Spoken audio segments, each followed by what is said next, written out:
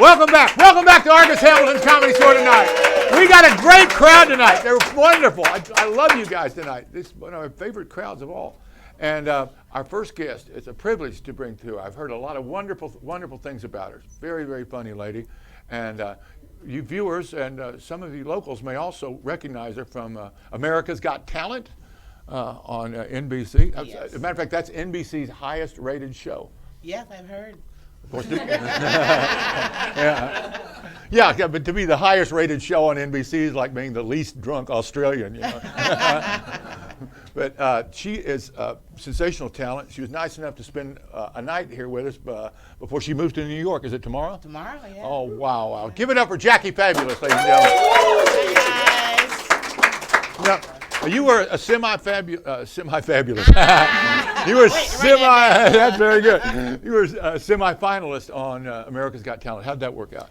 Fantastic. It was wonderful. It made me very bookable. I was already busy before the show, but now I don't have a weekend free until April. I'm busy. Wow. Yeah. Vicky Barbelak. Did Yes, you know wonderful friend of mine for years before anyone knew who she was. Yeah, and You're then so naturally funny. It's and the insane. moment she did it, boom. Exactly. Through the roof. We're lucky to have her here whenever like she. all you need is one yes. All Yeah. you need is one yes. Wow. Now, were you represented by an agent before you got on the show? Yes, I was. Okay, Yeah. so they were ready to go when you When started killing. What's funny is that my agent was a year in, and then I got a new manager, and I'm like, I have some things you may want to look over. You know, she's like, email me whatever it is. I already said yes to America's Got Talent. She's like, oh, you need help. I was like, yeah, I don't know what this is. I don't watch your show. What does the paper say? So yeah. All right. Well, so how many different stand-up sets did you have to do? 4. The 4th one is when they said, we love you, please go home. Did it have to be separate material every time? Yeah. Wow. Yeah. Wow. And how long a set were you doing?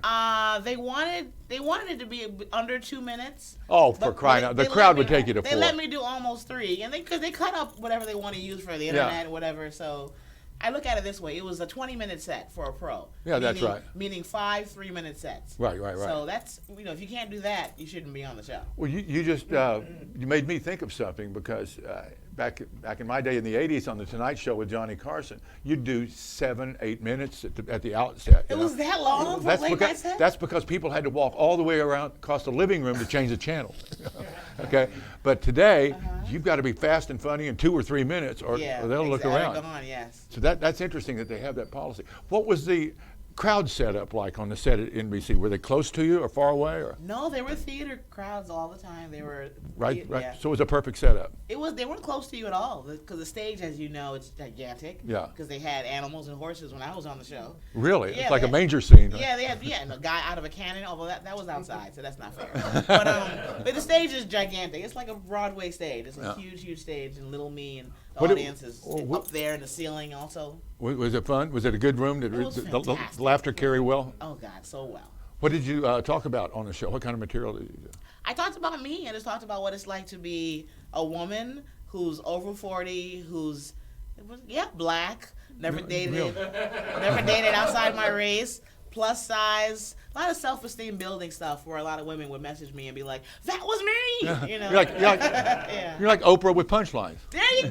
Oh my God, you're good. You're right.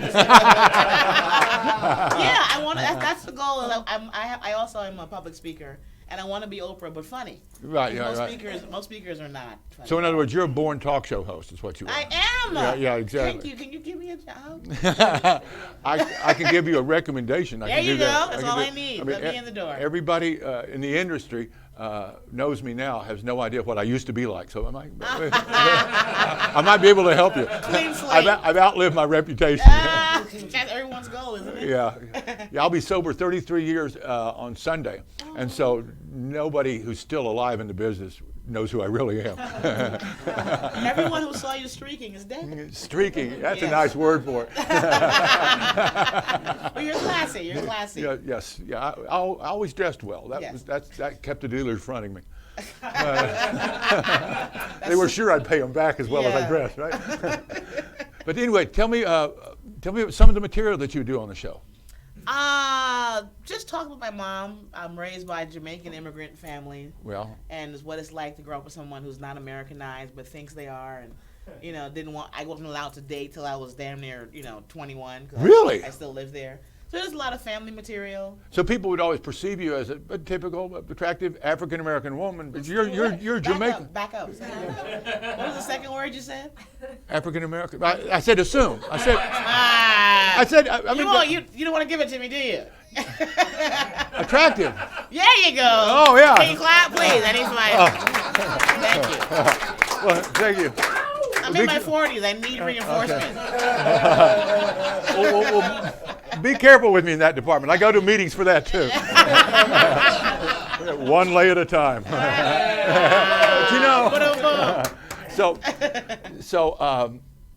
Okay, so I think it's interesting that people like you're going to high school. Where'd you go to high school? Monsignor Scanlon in New York. Okay, in New York. Yeah. So people just meeting you would just assume you're a regular American, and then you've got all this cultural baggage. That's true. And they have to crack through that to get to know you. I got layers, Argus. Yeah. Like an onion.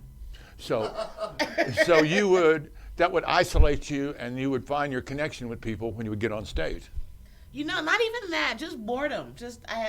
I went to law school and I had a really good paying corporate job with lawyers for years. Really? You're a lawyer? I'm not an attorney. An attorney, you have to have a bar card. A lawyer, all you have to have is a law degree. So I have a law degree, and I worked, and I made about the same money as a lawyer, but it was just, the legal profession is not law and order. You're not wearing sexy suits. You're not banging your attorneys. There's nothing like that. It's paperwork and paperwork and more paperwork, and everyone who's in there for a crime is guilty. Yeah, you're right. All of them are. And you wouldn't sleep with clients then? I mean, no, I wouldn't. That took a half a second, didn't it, guys? I mean, I probably already have, but whatever. That's double billing. You get paid? No, I'm just wondering, what was it? When did you start segueing from law to stand-up? What led to that? I moved to California in 2000, and I just in about 2003, 4 around there, I just did it after work, open mics for fun. I worked at LegalZoom.com on Hollywood Boulevard, and I had for Robert Shapiro. Yes, that company. Yeah. And a girlfriend recommended that I take a class by Judy Carter. Oh, she's wonderful. I worked with her back when I started. I took her class, and the first show after 6 weeks with her class was at the Hollywood Improv, September 16th, 2014 years ago, whatever that was. Well, if there are any potential stand-ups in the crowd or watching, Judy Carter, she was a great comic. Greg Hilbers / magician, would you say? Yeah. And I mean, she was fantastic when Greg Hilbers and I were starting out together. And she had her first book, The Comedy Bible. I read that, and she's writing her second one coming out in 2020. Yeah. Every comic should read it because it's really basic stuff. And to teach you how to write a joke? Yes, how to format a joke, where the act out should be, if you should stop doing act outs because that's not your thing, that kind of thing. Exactly. Yeah. I've been acting out for years. What else are you going to do when you're not snorting or drinking? You act out. You do get bored. Yeah. I can resist anything but temptation. So what I want to ask is when you work all over, what are your favorite clubs in L.A.? I mean, do I have to say the Comedy Store? I'm not No. a paid regular here, so you don't get that. No, I love the Comedy Store. I've always heard about how it's haunted and stuff, but when I come here, I want my name on that wall. Sure. Can you please talk to somebody? Yeah. I'm serious. And well, I'll tell you what Adam said. All right. What did he say? Adam, our tremendous talent coordinator. Yes. Okay. He said something interesting. I was talking to him about the different lay of the land here in stand-up comedy about the last 6-7 years, especially when millennials came of age, okay? And I was telling him in the old days, you did the Comedy Store so you could get on television. See? Yes.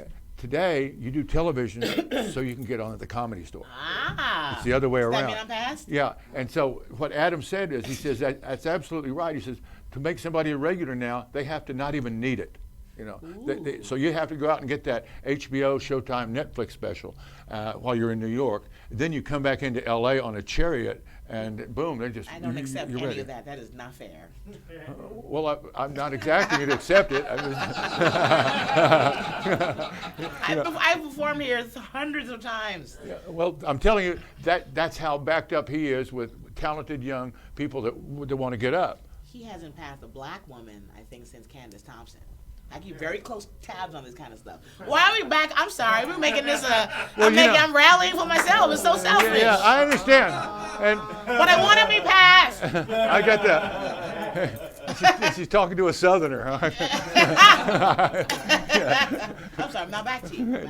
No, sometimes I think the process is a lot more democratic but I know, like at the Laugh Factory, there is a wait of a year and a half for their particular open mic that gives feedback to the comic. Oh, okay. Okay. So in all honesty, the Laugh Factory took me a long time. I'm a paid regular there. Yeah. That took years. So Yeah. I do know that none of this is quick.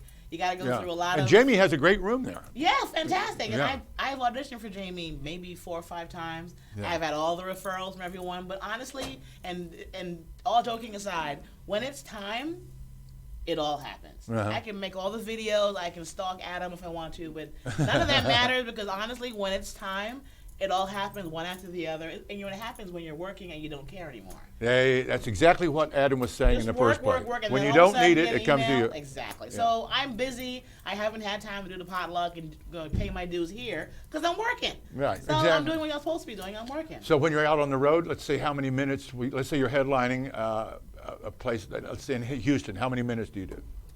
45, 50. 45, 50 To minutes. an hour. And so in that area, the beauty of that life while you're building your career is that you get to build your act when you're going on last. When you get to do 45, 50 minutes, you get to try out new stuff, you get to find out what's funny, and you get to grow artistically. Yes. At the Comedy Store, I mean, you are, first of all, in a jam-packed, sold-out room everywhere. A lot of pressure And right here. everybody's watching, Yes. and there is a natural pressure to do your very best material for 15 minutes. It's like running a dash. Every time. It's a dash, a dash, a dash, a dash. And it's not really as creative as what you're doing out there on the road. Because No, when you get your own show and you're headlining, you can the show, the room, the people, it all belongs to you. Yeah, You yeah. can work out all kind of weird. You could have had a dream about cats that night before. Well, that and decide to try it at somewhere in Dallas, and because it doesn't matter there. But that brings us, but you find out what's funny there. And Yes. that brings us back to the Adam's original point. Yes. You get that show, and so you go to New York, you boom, you get to Netflix Fest, Yes. and then you come back in on that chariot that we were talking about, because it does happen that way. Oh yes, Yeah. I agree. I'm Yeah. just being bitchy. I'm fine. No, you're not. You're standing up for yourself. Yeah, I am. And I if you am. don't, nobody else will. Exactly, Argus. Are you put up the black fist for me? Come on, do it! Do it! I will if you'll sing Dixie. There you go. I'm trying to change the world, Argus. Here we go. There you go, bam. That's you. No idea what any of this means. Jackie Fabulous, is that a stage name? Is your real name what? Trisha Terrific? You know, I can announce it here.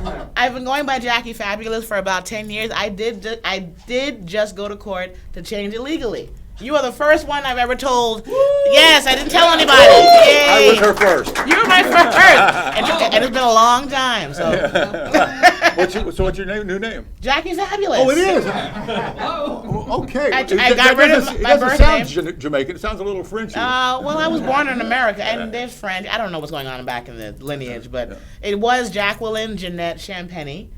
Real pretty, but no one could spell it, pronounce it, remember it. But Jackie Fabulous. That's a beautiful. It's beautiful, but no one can spell it, pronounce it, or remember it. It's hard in this business. It's the same problem club owners used to have with Horowitz and stuff like that. There you exactly, go. yeah. So I give him a name where whether you That's like why it Jonathan Stewart changed it to Stewart, and that was his line. Yeah. Really? Yeah. John Stewart? Yeah. Interesting. Yeah. Yeah, he took the noblest name of Scotland, and then he gives grief to the Anglo-Saxons every other night. Oh, this is getting political, Argus. Well, I'm not. I'm saying if you're going to take the name of Stewart, act like one. It sounds personal too. Yeah. You okay? I'm getting better. Anytime I feel a threat to the empire, I tense up. Give it up for Jackie Fabulous. Thank you guys. Boy, you are funny. Thank you. You are I funny. had fun with